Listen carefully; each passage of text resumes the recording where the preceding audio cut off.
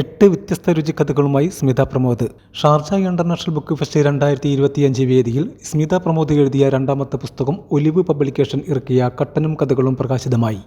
നിറഞ്ഞ സദസ്സിലും വേദിയിലും ചൂടോടെ കട്ടൻ വിളമ്പിക്കൊണ്ട് പ്രകാശന ചടങ്ങ് ഏറെ വ്യത്യസ്തമായി. സാമൂഹിക പ്രാധാന്യമുള്ള 8 കഥകൾ ഒരുപാട് ചിന്തിപ്പിക്കുന്നതാണെന്ന് എഴുത്തുകാരൻ ശ്രീ വെള്ളിയോടൻ വിലയിരുത്തി.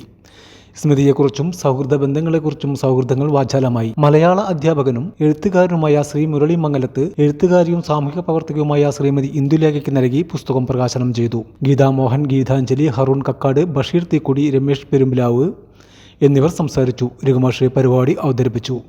കൂടാതെ സ്മിത പ്രമോദ് എഴുതിയ രണ്ടാമത്തെ പുസ്തകമായ സൗഹൃദ പെരുമയിൽ കുതിർന്ന ഓർമ്മകളുടെ മുറിവ് 2ാം പതിപ്പ് ഹരിതം ബുക്ക് സ്റ്റാളിൽ വെച്ച് പ്രകാശനം ചെയ്തു. ഹരിത പബ്ലിക്കേഷനാണ് സൗഹൃദ പെരുമയിൽ കുതിർന്ന ഓർമ്മകളുടെ മുറിവ് ഇറക്കിയത്.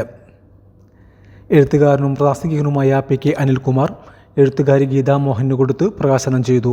ഹരിതം പ്രതാപൻ തായാട്ട്, മുരളി മംഗലത്ത്, ബഷീർ തീക്കുടി, ഹറൂൺ കക്കാട്, സാലി മുഹമ്മദ്, മലബാർ ഗോൾഡ്, പ്രകാശ് ദിലീപ്, ഷിജി ഗിരി, ഹബീസ്, പ്രവീൺ പാലക്കിൽ എന്നിവർ ആശംസകൾ നേർന്നു. കട്ടൻ കഥകളും ടൈറ്റിൽ പോലെ തന്നെ വളരെ ലളിതമായ കഥകളാണ്. അതായത് നമ്മൾ കട്ടൻ കുടിക്കുന്ന ലാഘവത്തോടു കൂടി നമുക്ക് കഥകൾ വായിച്ച് ആസ്വദിക്കാം. വളരെ സാധാരണമായ മലയാളത്തിൽ ഒരു കടുകട്ടിയുള്ള വാക്കുകളും ഇല്ലാത്ത രീതിയിൽ ഏതൊരാൾക്കും നമ്മളൊരു ലിഷർ ടൈമിൽ നമുക്കൊരു പുസ്തകം വായിക്കാമെന്ന് തോന്നുമ്പോൾ ഡെഫിനറ്റ്ലി എടുക്കാൻ പറ്റുന്ന ഒരു പുസ്തകമാണ്. ഒലിവ് പബ്ലിക്കേഷനാണ് അത് ഇപ്രാവശ്യം പ്രസാധകരായിട്ട് എത്തിയിരിക്കുന്നത്. 8 ജോണറുള്ള കഥകളാണ്, 8 ഡിഫറെൻ്റാണ്. അതിൽ നമുക്ക് സ്ത്രീ പ്രാധാന്യമുള്ള കഥാപാത്രങ്ങൾ മിക്ക കഥകളിലും നിഴലിച്ചിട്ടുണ്ട്. പിന്നെ അതിൽ എന്താ പറയുക, വായനക്കാരനാണ് വിട്ടുകൊടുക്കുന്നത്. അവർക്ക് ഏതാ ഇഷ്ടപ്പെടണമെന്ന് പറയട്ടെ. പലരും ഓരോരോ കഥകൾ പറഞ്ഞു, ഇപ്പോൾ തന്നെ റിവ്യൂ വരാൻ തുടങ്ങി.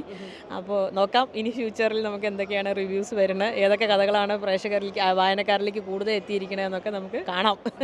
3 ഇപ്പോൾ ഇങ്ങനെ പ്രതിപാദിച്ച് വരുന്നത്. ഒന്നൊരു ഗ്രേ ഡിവോഴ്സ് പറഞ്ഞിട്ടൊരു കഥ ഉണ്ട് അതിൽ. അതായത് ഒരു അടിച്ചമർത്തപ്പെട്ട പെൺകുട്ടി ആഫ്റ്റർ 40s ആ കുട്ടിയുടെ ഒരു കാലിബർ തിരിച്ചറിഞ്ഞ് ആ പെൺകുട്ടി ഇറങ്ങി നടക്കുന്ന ഒരു കഥ.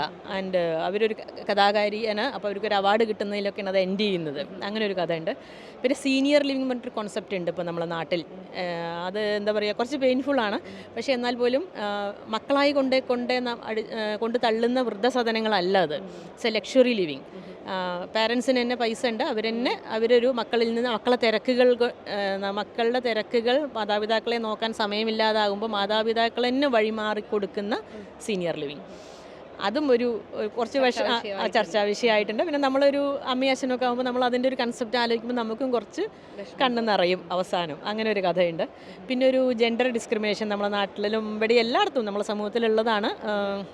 ഉള്ളിൽ ഒരാളും പുറമെ വേറാളുമായിട്ട് ജീവിക്കേണ്ടി വരുന്ന വളരെ പരിതാപകരമായിട്ടൊരവസ്ഥ. സമൂഹം അവരെ ഏറ്റെടുക്കില്ല എന്ന് അവർക്ക് ഭയങ്കര ഭീതിയാണ്.